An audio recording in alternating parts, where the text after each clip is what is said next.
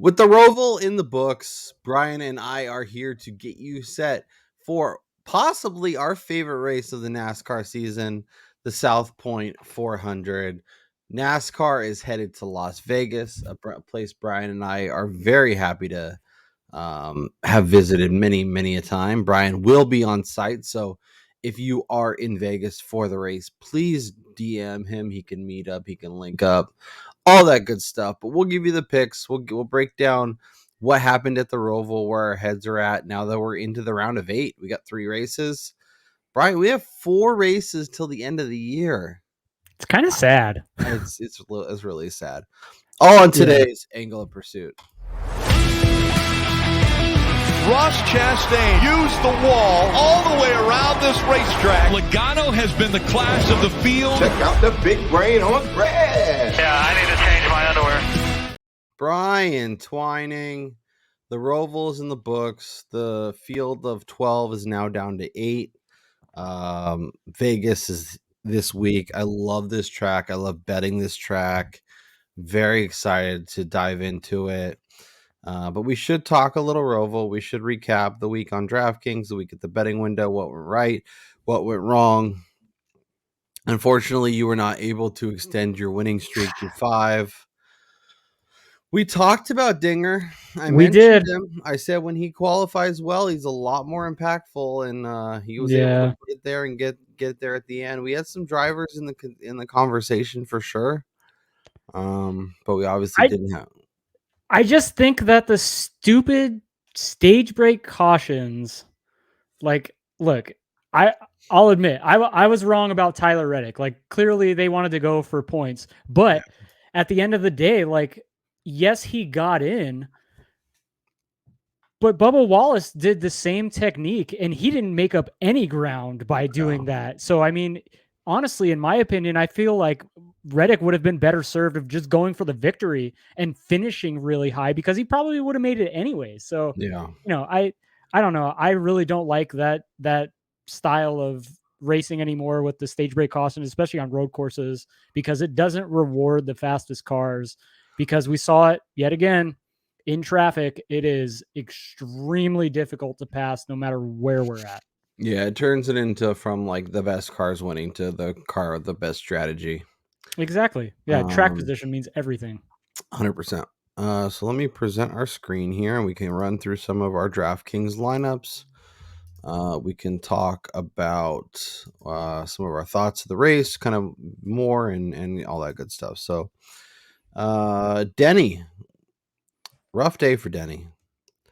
Obviously, was in a good position, was able to do enough to solidify his position in the playoffs. It never really felt like it was in jeopardy, but even in a rough day, he was able to get through. So that's not great when you get a minus 24. And then McDowell was frustrating too for a driver that traditionally does really well. Like, I never really felt like, even when he was running, like that he was in a good position. I never felt like, oh man, he's really challenging. Obviously having Dinger was nice. We weren't the only ones. Busher, similar. Felt pretty good about that. Bubba was okay. And actually Ryan Preece was pretty nice. Snuck him in there at the end. Yeah, I wanted to hit on Denny real quick. I have an eerie suspicion that he's claiming that he went a little bit too deep into that corner, but at that stage of the race, his 2311 drivers were kind of running middle of the teens and they were having difficulty moving through the field, especially Bubba.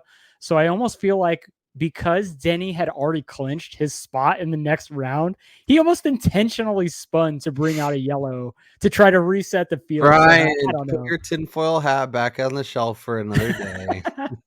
Hey man, if Denny is one thing, he is himself a one of a kind. Like, he is doing anything possible to get his team in there. And so, I think it's good for the sport. I don't necessarily think, obviously, if he were to have tanked on purpose, like, that's not necessarily in the spirit of sport in general, but I'm starting to gain a greater appreciation for Denny. I've never disliked him, but like now I'm starting to enjoy his antics a little bit more. I'm so out on Denny.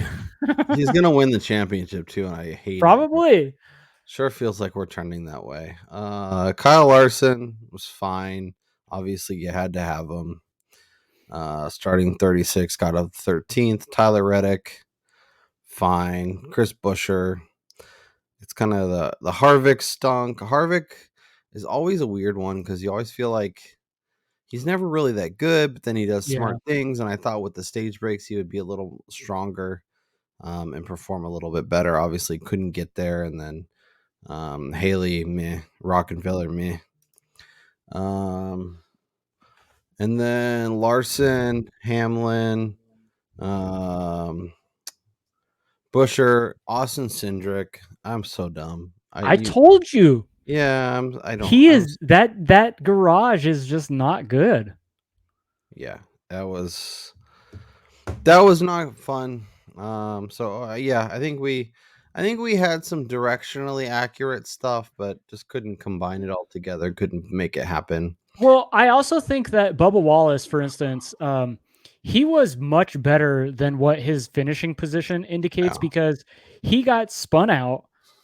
Wasn't even the car behind him that caused him to spin out. It was actually 2 cars behind that bumped into somebody that then bumped into Bubba that had him spin. And I mentioned this on Twitter, but why in the world are we penalizing a car who gets spun out by somebody else by forcing them to do a stop and go penalty on the track when they had nothing to do with the fact that they were spun?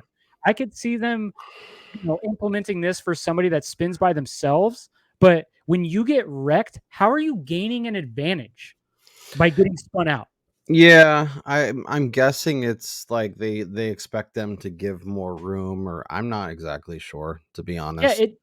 it makes 0 sense. We'd have to talk to someone like Derek, who's much smarter when it comes to those things. The betting card was interesting. Obviously, a lot of red, so it after a nice couple weeks, it's back to the Yeah. bloodbath. That being said, William Byron, I felt good about having him. I felt like I could have added a little bit more. He was right there. Yeah. Byron won Texas and then went second in the going through the round of 12. It's absolutely incredible. He's been so damn good. And you know what that means? He's either going to continue down this path and steamroll the field to a championship, or he's about to crater. Yeah, I really hope it's the former, not the latter, but we'll see. It's just Vegas is so good for him. Homestead will be good for him. Phoenix will be good for him. The thing Already that won at scares Vegas. me, Already won at Phoenix. the thing that scares me about Byron though is that it was mentioned on a NASCAR betting preview show. He seems to avoid issues, and he has not had any problems this season. And so, I mean, like, how long is that going to continue? Can you go a full season without being the one that's caught up? I mean, yeah, sure. it's possible. I think at the places we're going to be racing, I think you can. Yeah. And I think what we saw from Larson 2 years ago is very indicative of what Byron, because like the thing about Larson is even in the Phoenix race where it didn't look like he was going to be able to pull it out, he had an amazing final pit stop. He got to where he needed to be and it was all over. And the one thing with Byron and his team all year long, incredible pit work, fast times, really efficient, no issues.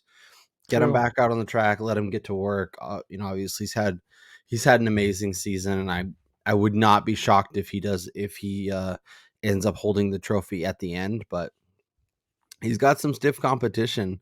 The Elite 8 has some real players in it. So it'll be interesting to see. Buescher, of course, is the second Ford, not the top Ford. Thanks, Joey Logano. Hamlin wasn't there. Buescher over Bell hit. Cindric over Harvick. They were both not very good, but Cindric is Cindric. Larson never really got far enough forward to really be a contender. Yeah. And most of the time it was during like a pit cycle or something. Same with Truex. Never really felt like they were in the conversation. They're gonna have to turn it on in this next Yeah. round because he's not gonna be able to slip through by finishing outside the top 10. Yeah, and I'm wondering with Truex too, like he had so much speed for like the first 2/3 of the year, and it seems like I don't know if it's just gone or what's going on. So I think that's definitely an interesting conversation we should have when we're looking at the odds for yep. this weekend's race. And then obviously Larson top Chevy, the 8-1 number was a good number. I'd bet that again. Yeah. And then just Chevys were really, really good all day. And then, Truex over KFB. You obviously a little more green, a little less red, but overall, your Haley over Jones call was beautiful. I mean, Haley didn't perform well either, but he stayed in front of better than Jones the Eric entire race. Jones. And then Bubba over Stenhouse. Obviously, that worked out well. And then the Bowman top 10. So Bell, Bowman, Reddick. I felt good about the Bubba top 10 still. I thought that was Yeah. a good play because he was running right there until he got wrecked. Yeah. So frustrating day. But that's okay. We get to move it forward, talk about this week's race. Like I've mentioned, a track we're both very familiar with. We've been to several times. You will be on hand. So if, like I said, if you are at the Vegas race this weekend, please look for Brian. Please DM him. I'm sure he'll link up and say what's up. Interesting prices this week. Depending on where you look, obviously the contenders are priced accordingly. Brian, we're looking back through the playoff Vegas races, and it's basically just like the top 5 is scattered with playoff drivers. Yeah, so this hasn't always been in this round of the playoffs, but since they added the second race in 2018 and it's been a part of these playoffs, at least 4 of the top 5 finishers in all 5 playoff races have been playoff competitors. So I mean, the likelihood of a non-playoff driver winning this race is extremely low.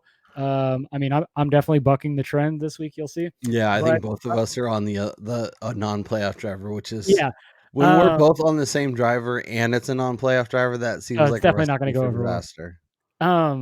But I definitely think it does kind of pigeonhole the markets that you want to attack this week because you kind of have a better idea where guys are going to run. And we noticed this last year at the end of the season when we started betting playoff drivers more on like the top 10s and just like matchups because they have a lot more to race for. And it's almost like the rest of the field doesn't necessarily like give them extra room, but they understand that they should not be the one who affects the playoff race negatively. Yeah, I think they're obviously like non-playoff drivers are going to push and they're going to try and do all the things that they need to do to win the race. But if they can let off the gas just a little bit, maybe brake just a little bit earlier to avoid running into one of the playoff drivers, it seems like they do that, knowing both when they're there, they're going to want the same kind of understanding and appreciation for where they're at and what they're doing. But it is interesting to see how that kind of plays out. So Larson, obviously your favorite. Larson and Byron were neck and neck here in the spring. Obviously, Larson is been really, really strong. But as we've talked about with him, if we get a late restart, if we get some issues late, because like Larson basically had it won. If Almirola doesn't He did. He had like an over 2-second lead at that. Yeah, if Almirola doesn't have the issue, we don't get the restart, and I don't hit the 17-1 on William Byron, and I'm not making that my favorite race of all time because of that. But that being said, per our boy iFantasy race, if you want to go by speed, Byron was fastest in total speed, fastest in green flag, fastest in late run, fastest in the 4th segment. He was the number 1 guy across the board. He was the best car. And I know it's crazy because Larson had a big lead, but the right car probably won at the end. And so that was interesting. And it's also interesting to finally see Byron priced accordingly, Brian. We've talked about all year. He's kind of like that 2nd or 3rd tier where if there's like a 4 and a 5 and a 6-1 or 4, he was like 7 or 8, like 7 or 8, and we'd be like, that seems silly. And he keeps winning. Now, obviously, going back to Vegas, you can get as long as 6.5, which is pretty nice. Denny Hamlin, talked a little bit about him.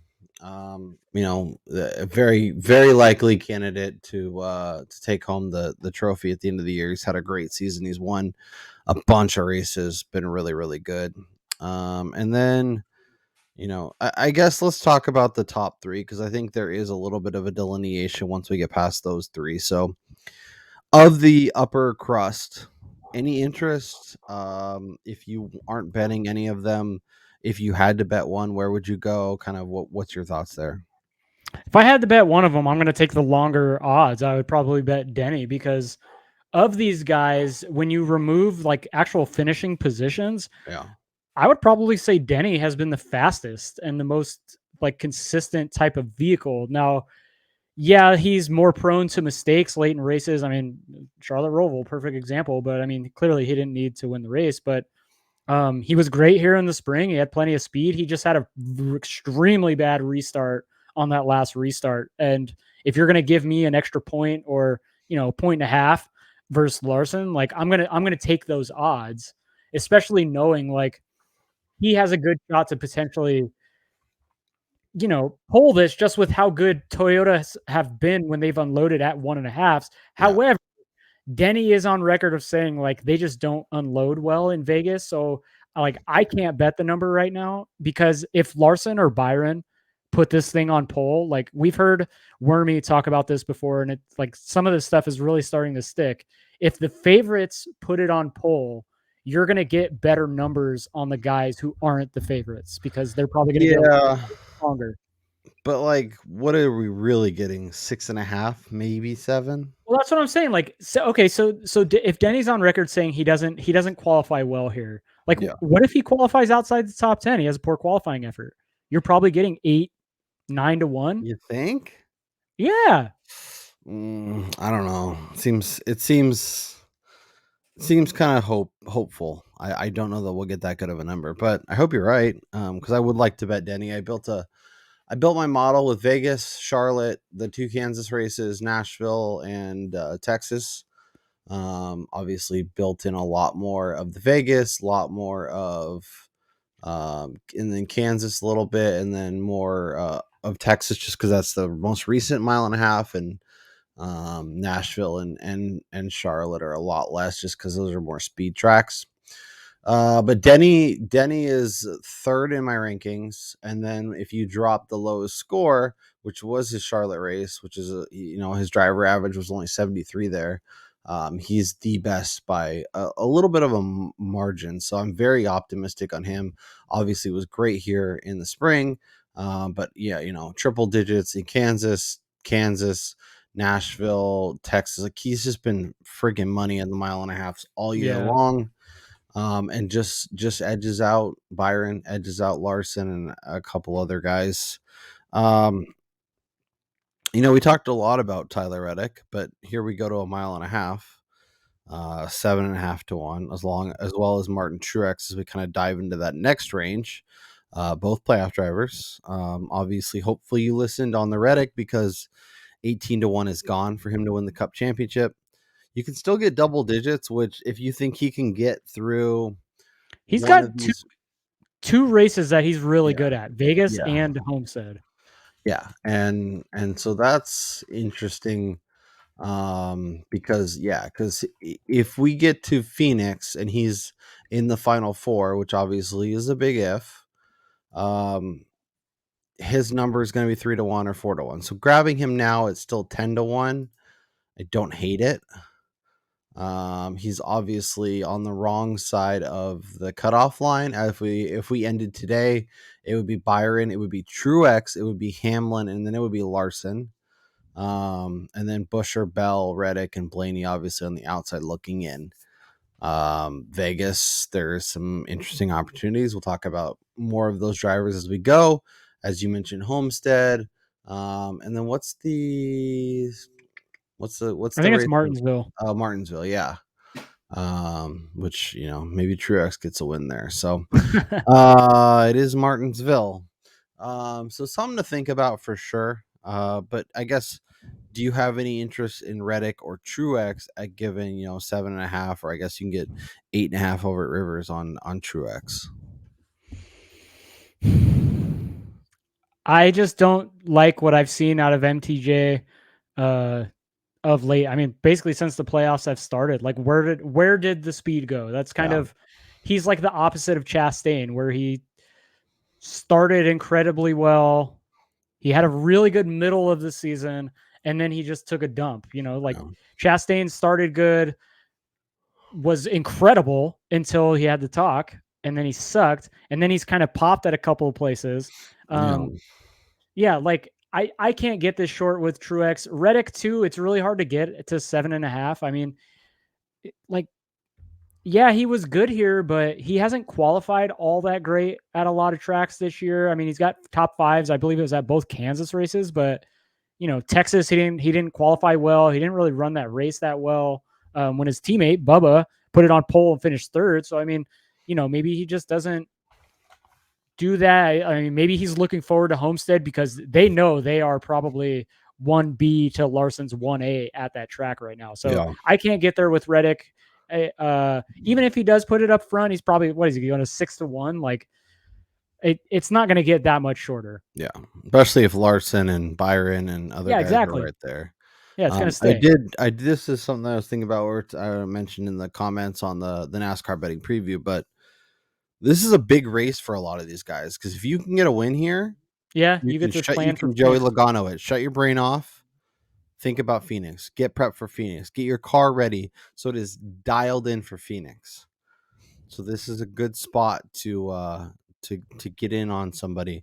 I feel like I was just gonna say I feel like if you didn't listen to the NASCAR betting preview show, I think Wormy's definite description of how Denny does not perform well at Phoenix versus the rest of like the favorites, he probably has the most to gain at this race because if he can win at Las Vegas, he can completely punt the next 2 weeks and just focus on getting better at a track that he hasn't been all that great at. So I feel like if you are going to go to a favorite again, like you're getting better value and he's been great here.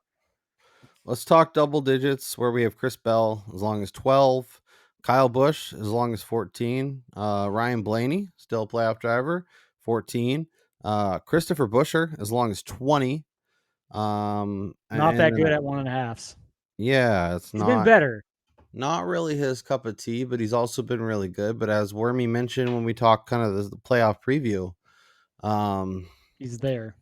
He won a bunch of races and was really, really good at tracks that don't really impact the playoffs too much. And obviously he was way up in the standings and has kind of slowly but surely ticked his way down. Do you have any interest in your boy Ryan Blaney or your boy Christopher Bell this week as potential outrights? The number's not long enough on Bell. I don't know, man. YRB, I was all about them early in the spring. They looked great in qualifying, and then the race happened. I almost feel after watching what like Texas and just the last couple of weeks with them in terms of Penske just doesn't have speed. I almost feel like the Charlotte race, the Coke 600, when he just unloaded incredibly fast, was solely because they caught everybody off guard because we didn't get practice or qualifying that week. So we didn't get the teams that are basically better at making adjustments after practice during qualifying. They didn't have the opportunity to do that. They had to do that during the race. And Blaney's team just hit on the setup. And, I don't trust that's going to happen. They always make a mistake for him, especially in Las Vegas when I'm in attendance. So I can't trust that at 14-1 when he's been more of like a 5th through 8th guy. Yeah. And like he had a bad run, obviously had an accident, and almost got inside the top 10, even with a banged up car. But yeah, I mean, he, like you mentioned, great run at Charlotte, but wasn't very good at Vegas or Kansas 1. Was better at Kansas 2, but like stunk at Nashville, stunk at Texas. I don't know. I think of some of these guys like Blaney, like Christopher Bell, and like Chris Buescher are starting to lose a little bit of the luster and kind of fading as the round of 4. Because as the round of 4 is a very elite group. Like, you have Yeah. to be among the best, and when you want to get in the mix with a Larson and a Denny and a Byron, as good as they've been all year long, you have to bring it each and every week. And obviously, can one of these guys go out and win the race? Sure. Well, and the thing is they have to hit on the setup, and Yeah. that's been the problem with the Fords in general, and especially Penske. Like, they've either been faster in qualifying and then they have zero long run speed, or they've absolutely sucked ass in Yep. qualifying and then had decent long run speed. But outside of the super speedways, they just don't have elite speed in 2023 to keep up with the HMSs, the entire Toyota garage. I mean, even 2311, a 2-car team who's only in their 3rd year, they're faster than everybody in the Ford camp outside of maybe Chris Buescher, I think, on the season. Like, Keselowski's had his moments, but even he has struggled at points. So Fords haven't been great at all. So it's hard to trust any of them going into this weekend. Elliott's interesting just because this is a good track for him. He's obviously gotten much better as the year has gone along at 1.5 miles. He was best Still at going Texas. for that owner's championship. Yeah, I mean, I think that is meaningful, and I know that means dollars, and that means dollars for his car for next year. Yeah. Obviously, it's Chase Elliott. He doesn't worry about that too much, but not sure I'm going to get to him on the outright. Maybe I'll find a matchup where I want to take advantage a little bit. Non-playoff driver, though, that's the thing, is like, speaking of non-playoff drivers, there's 2 drivers that I'm very interested in. Probably going to be more finding ways to get exposure to them without betting them outright. But Bubba Wallace, incredibly compelling, and Ross Chastain, incredibly compelling this week. Both are 2 drivers I want to get some exposure to, figure out how to go after them. Obviously, I found a 25 on Bubba, which I hit. But now that he's 20, and after looking into kind of the winners of the race and how basically you have to be a playoff driver, don't love it quite as much. Still really interesting. He's obviously been great. He was great at Vegas in the spring. He was really good at both Kansas races, and was incredible at Texas. Obviously unloaded well. Top 3 finish, was really, really good. And Ross, for all of his ups and downs and peaks and valleys, has been really good at 1.5 miles. And this is an interesting spot. So they're both, priced a little aggressively, probably because they're on the outside looking in and Vegas knows. But they are very, very compelling targets. Yeah, so I'm going to admit, I talked about playoff drivers have won all 5 of these races, but I can't go to a Las Vegas race and not bet my guy Bubba Wallace this weekend when I can get 20-1 when he has been incredible on 1.5s. And also, too, yes, he was eliminated from the playoffs, but I think that actually helps him in terms of like the stress that he's not dealing with for this weekend's race. So he's probably less likely to have a self-inflicted mistake during the race. And you even heard it on his car radio last week when they were mired in the middle of the track. Like, he wasn't tripping. I mean, this guy even like the last 2 races of the round of 12, he didn't like do too much. He didn't force anything. He didn't get frustrated because they didn't get a win, and he knew that he needed to get a win in order to advance. He's trusting the process. It's a lot of growth, and it's really impressive to see. Yeah, it's great. Like, and I mean, dude's been great at 1.5. He was fantastic at Texas. He led the most laps of that race. He probably wound up losing that. I mean, he admitted like he probably made a couple of snafus that cost them that race. But I mean, he finished 3rd there. He basically battled up front the entire day. Yep. He's been really good at Vegas. He's been great at Kansas. And why would he want to let somebody in the playoffs win a race? Like, I think the young guys, they probably care less about that type of stuff than you have with the older dudes. And Bubba's not like he's not a spring chicken himself. I mean, he just turned the big 3-0 the other day, but I think if like Blaney or Denny or Reddick have a chance to win the race, he might back up just a little bit. That's true. Yeah. But I think if he's in position, and to your point about how good he's been on the 1.5 miles, My model has Larson, Hamlin, Byron basically as a big cluster. Fourth in that list, Bubba Wallace. He's been And, great. and then there's like a little bit of a gap, and then we're talking about Tyler Reddick, Ross Chastain, and Chris Bell. So like he's been up there. He's been really strong all year. And outside of the Charlotte race where he was fine but not elite, he's been really damn good. So good, great at Kansas, great at Vegas, great at Texas. I mean, check. He makes a lot of sense. And when I saw that 25, I was happy. Now the top 10 price is seemingly gone away unless you have Bet365. So, Yeah. um, And then I wanted to talk about Chastain real quick because he was the first guy's odds that I looked at and I went, let me see if I want to get down on this. Knowing how good he's looked at Vegas in the past, and he was really good during the spring. But one thing that I noticed about him is that for some odd reason, being a driver that doesn't qualify well, he's actually qualified really well at the 1.5s, but he hasn't necessarily put together the races that have seen him compete for victories. So I almost feel like Chastain is more of like a long shot dart throw on an outright play, but definitely want to hit him in maybe matchups or like the top 10 market, even if you have to pay up a little bit because he's going to be there and those numbers are going to get shorter because he's been qualifying great. and I think to your point, like we talk about this every week, you want to get it paid out on it. So Yeah, an exactly. outright makes sense. Top Chevy makes sense. Maybe you find.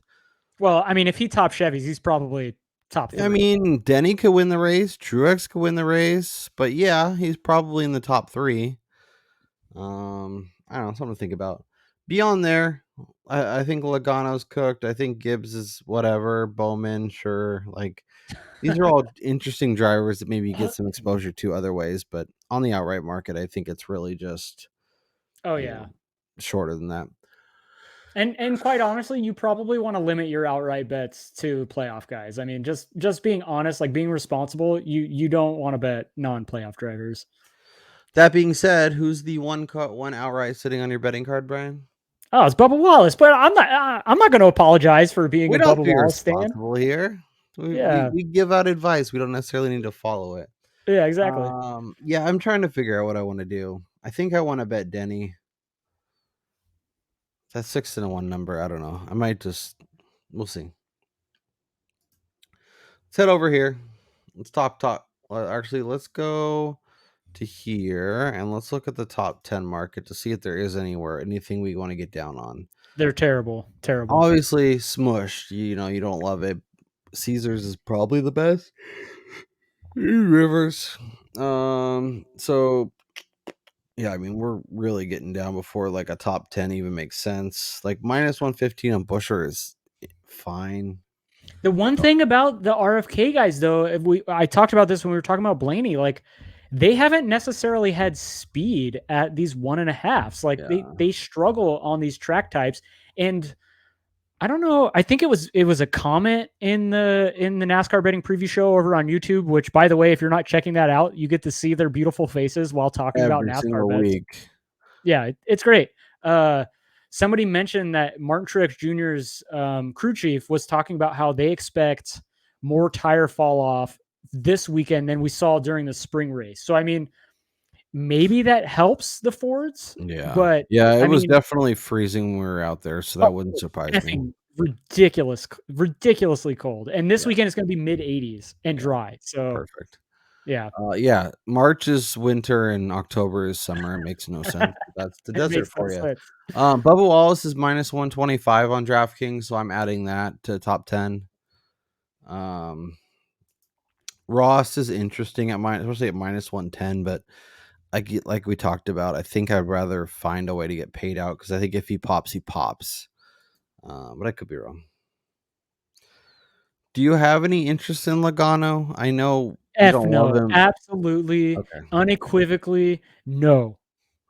Alex the Showman Bowman. I was just gonna say, he's somebody that's piquing my interest again. Because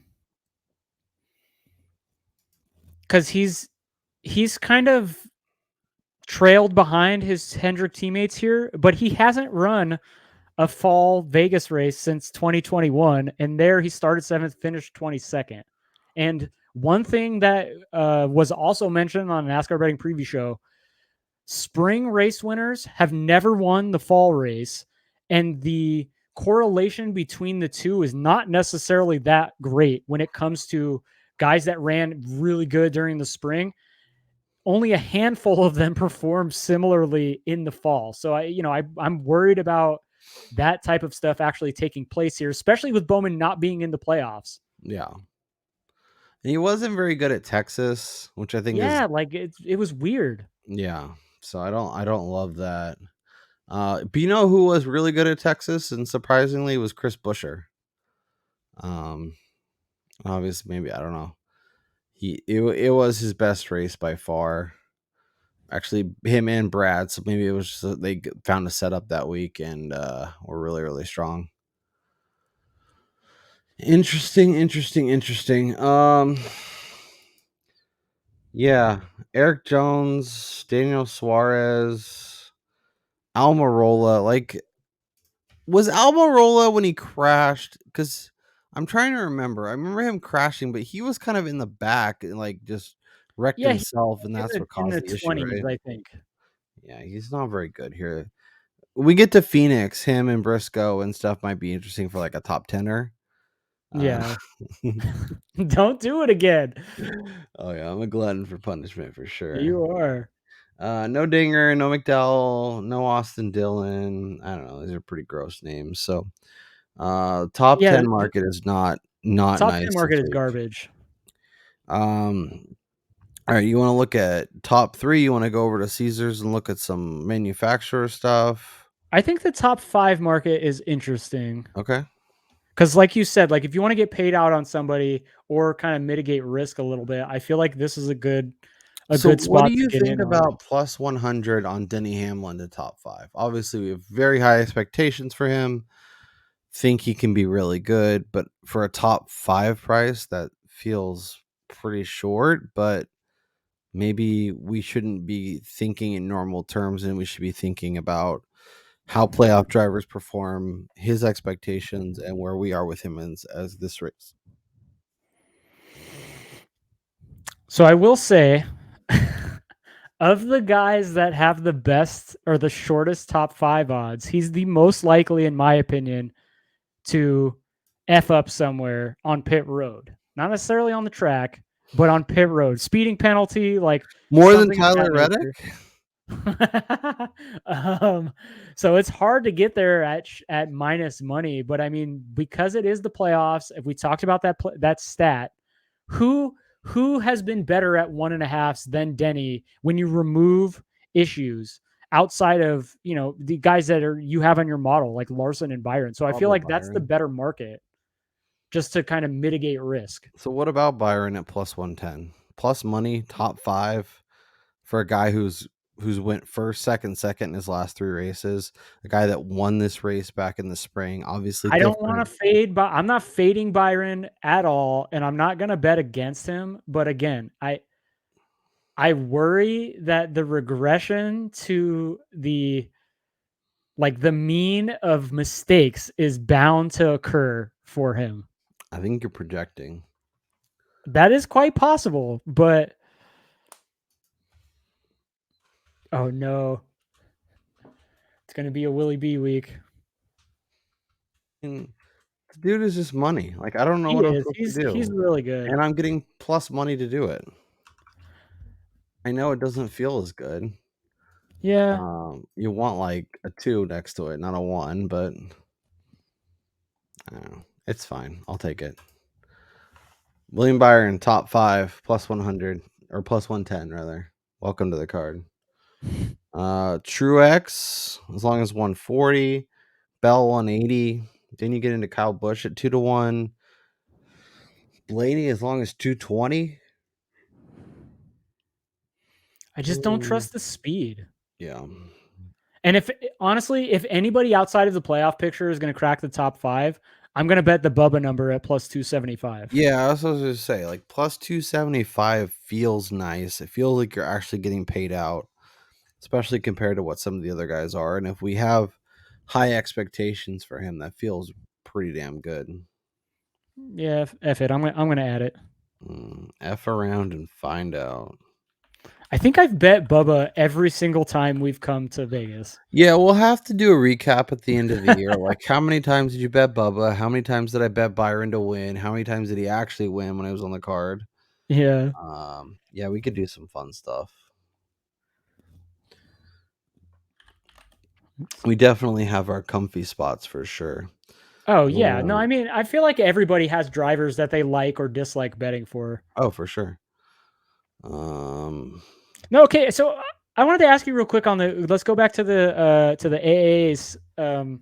Average ass Chase Elliott. Yeah, like because he's still racing for the owners championship, which maybe the drivers and the sport cares about, but I mean, from a fan perspective and that type of stuff, nope. Honestly, who does I think anybody? they need to do a better job of explaining that, what it means, how important it is to the drivers and the teams, and ultimately what that means for next year. I think if they did a better job, kind of like, even if it's just like every week they showed that as part of the end of the race stuff, I think that would help boost things and make it a better understanding for most fans, and it would make it mean more at the end of the year. Yeah, but even that, like, even though the drivers are not all equal in terms of like the equipment they're racing or that type of stuff, the owners championship is not it's not measured fairly either because HMS, like, they have the most, I would guess, the most money and most, like, you know, ability to change their team, affect how the drivers' cars are, and all that type of stuff. Whereas Spire Motorsports, for instance, they're not going to be able to compete in that, regardless of Yeah. who they have behind the wheel. Yeah, that's probably fair. I'm pulling up the owners right now. Yeah. So it is interesting because Hendrick is the leader, but Joe Gibbs is right there. Oh, wait. Yeah, because it goes by driver too. That's what I don't Yeah. understand.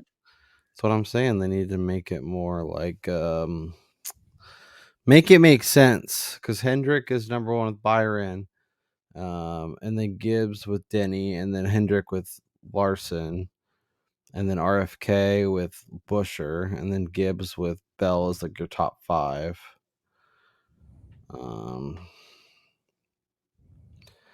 So yeah, you get points for starts, you get points for wins, top fives, top tens, and then DNFs. You know, Chris Busher has only DNF'd one race this whole year. Did you know that? I think it was going into last week or 2 weeks ago. I had tweeted it out. The only driver that had not DNF'd was freaking Corey LaJoy. Where is he? He's right here. Yep, he does DNF.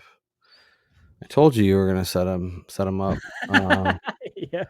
Kind of interesting. Top three market. Obviously get a little better payout. Are you interested in a Denny or a Byron at that point? Because you're still, I mean, not even getting 2-1 on a top three, I feel is pretty Yeah. pricey. But like a Truex at plus 240, maybe a Kyle Busch, Chase Elliott. Like, are you interested in kind of diving in the top three, or is it really going to be? I mean, we talked about it a little bit. Like, it's really playoff drivers that own a majority of those spots. Yeah. So it's really like, if you want a non-guy, you have to go probably outside the top three, probably at least top five, more likely top 10. Yeah, and I'm looking back real quick. So Kyle Busch was the guy, the non-playoff driver that cracked the top 5 here last year. Okay. Didn't happen in 2021. And in 2020, it was Matt DiBenedetto who finished runner-up to Kurt Busch. That Get him back in the Cup Series. Let's Yeah. go. Skybox NASCAR is somewhere pumping his fist. Yeah, exactly. All right, let's go look at some other stuff over here. Top Chevy, Larson plus 140, Byron 2-1, Kyle Busch 5, Chase 6, Ross Chastain at 9-1. We talked a little bit about it. You probably got to be at least in the top three, but it feels a little better to get paid out for sure. Are you interested in Larson at plus 140 or Byron at 2-1? Because at least you're getting It's 2-1. better than It's better than their top 3 numbers. Yeah. You could probably just bet both of them and hope that one of them is. And same with Toyota, probably with Hamlin, Reddick, and Truex. It's going to be hard to get to a Bell or a Wallace. I And mean, Bubba 850, plus 850, 850 but on Bubba is really nice. the thing is knowing Denny's odds at 6-1, and Bubba is only plus 475, I believe, to top 3. I'd Yeah. rather just hit the top Toyota market. Yeah. And honestly, given what we expect from HMS and whatnot, Yeah. Denny at plus 220 is kind of nice because his top 3 number isn't that good. Yeah, I think he's like plus 160. Yeah. So I don't hate Hamlin as the top Toyota, especially because it feels like there is a clear gap between him and whoever else is in Toyota. As much as I like Reddick and Truex and some of those other guys. This is the week Ford, that you bet Joey Logano top Ford. yeah, 5-1. Like imagine it's the same conversation we had last week. He would Yeah, have been 5 or 6 or 7-1 to be top Ford last week. because I don't think any of them are really going to compete for. I'm gonna do it. I wanted some Logano exposure. I didn't want him to win, but I do have a little concern that he's No way. I don't want to say out to lunch, but like he's just not as invested. But I mean, he pulled out a top 5er last week, so maybe I'm overthinking Look, it. as long as he doesn't win 3 of the next 4 races, I'm going to be happy because I cashed on my favorite bet of the preseason, which was Logano under 3.5 victories. So Yeah, it feels pretty good. We'll have to do a recap at the end of the year.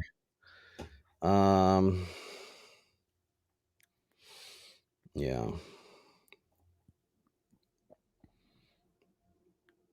Is Blaney the only? Blaney's the only. Oh, I guess Busher too. Blaney and Bush are the only Fords remaining.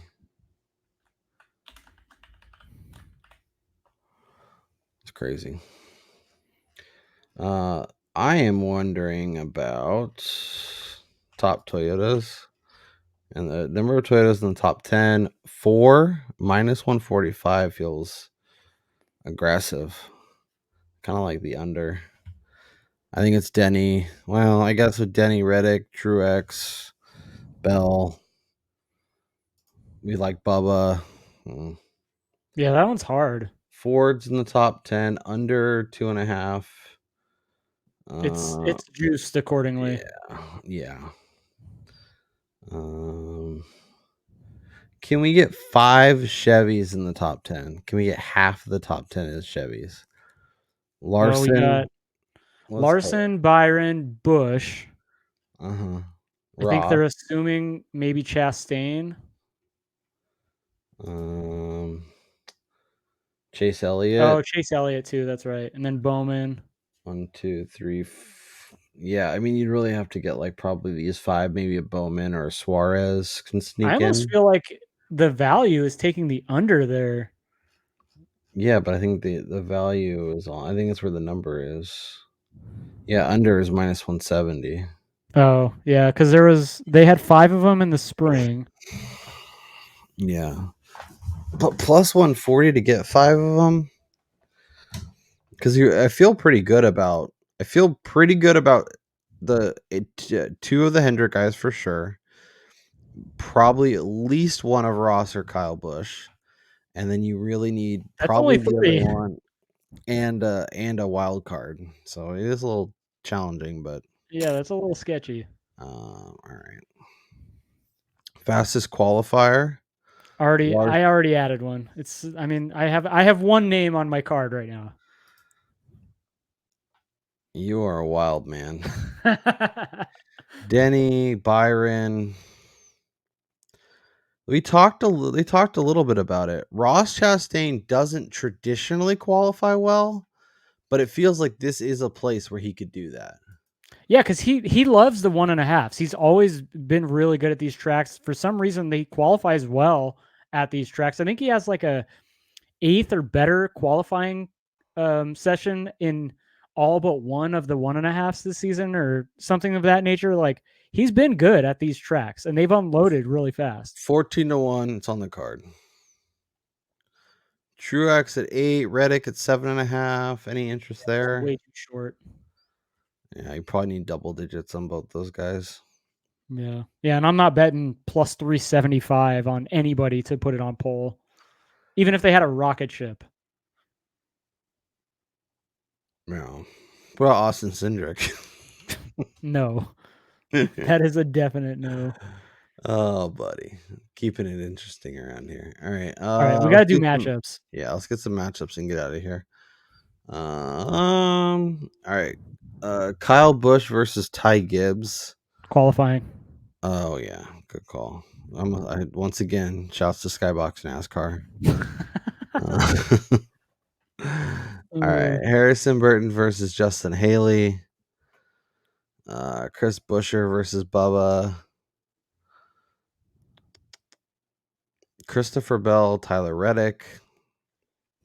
What about Daniel Suarez versus Eric Jones? There seems to be a buzz about Eric Jones, and I don't really get it.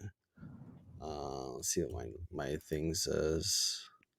My model actually has Eric Jones one spot above Daniel Suarez. Yeah, but that's got to be race results. It's right? based on it's based on driver. It's based on driver rating. Mm. So it's about performance more than. Oh, this is race. Yeah, you're right. Yeah. I came down to race. McDowell versus Austin Dillon. Don't hate Dillon. I think there was a shout out on the pod. Cindric's the favorite for some reason. That's crazy. Yeah, I would not bet Cindric the favorite on anything. Okay, I'm gonna hit that right there. No, I can't do that. I can't bet against my guy. I was gonna bet Kyle Busch. Look, he's been incredible. I think you should. Gotta leave your fandom on the side of the road, bro. No, that doesn't exist for me. Chastain minus 160 versus Logano. Sheesh. Chastain's gonna wind up wrecking. Don't say that. Don't put that on my guy. As a 160 favorite in a matchup, that's probably gonna happen. Yeah. I mean, just because it's gonna happen doesn't mean you gotta talk about it. Oh no, I would be more than happy to be smashing watermelons this Sunday. This is the one I'm putting. Chastain over Brad K. That is going on the betting card.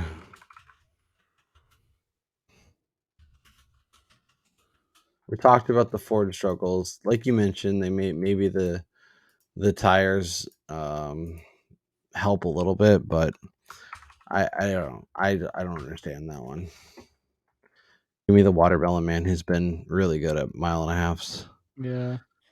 Denny over Larson. I'm not betting any of those guys. They're all too good at this track. That's splitting hairs. Yeah. Bowman Harvick, Kyle Busch Blaney, Buescher Elliott. Truex versus Reddick. A lot of these are priced accordingly. It makes a lot of sense. Bowman over Gibbs. Bubba and Chastain in a matchup, huh?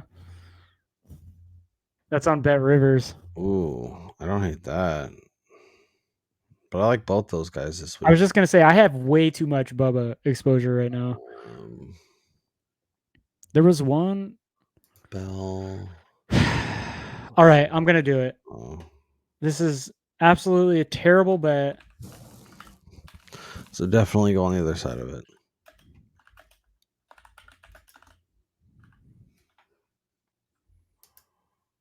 Oh, baby. I don't hate that at all. We're betting Ace over Brad Keselowski this week. We can just fake Keselowski together. Where's that at? It's BetRivers.